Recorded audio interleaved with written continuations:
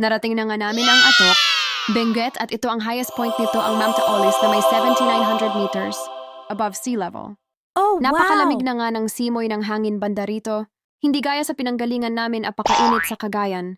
Sakto lang ang dating namin dito. Maaga pa kaya hindi talaga mainit.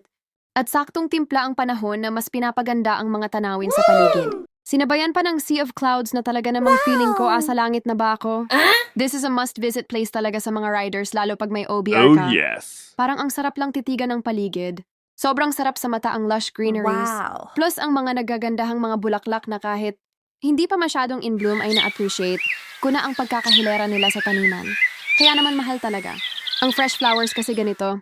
Naman ang lupang sakop ng taniman at matinding pag-aalaga din ang kailangan. Parang yung taong binibigyan mo ng bulaklak, minamahal mo din ang inaalagaan. Balik tayo sa lugar. Ang Mataolis ay isang tourist destination at ongoing pa lang ang development.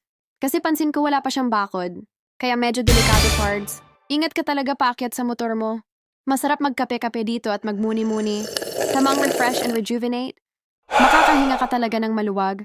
Masarap mangarap dito at mapapaisip ka na lang din.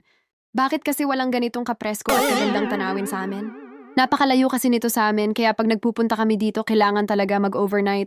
So may nakita kaming mga local folks na nagko-cultivate ng kanilang mga pananim. At nakiusyoso pa si Hobby sa kanila. May pagkasutil kasi talaga siya at sausawero talaga ang kapampangan na ito. Tapos huwag kang malikot kasi baka malaglag ka at mabigat ang OBR sa ganitong akyatan at matatarik na babaan. Tapos bigla nagising ako. Nagising ako sa katotohanang hindi pala ako kasama sa rides. Sinend lang pala niya ang videos para mainggit ako at gawan ko daw ng content. Ang saklap besh aray ko. Subscribe for more.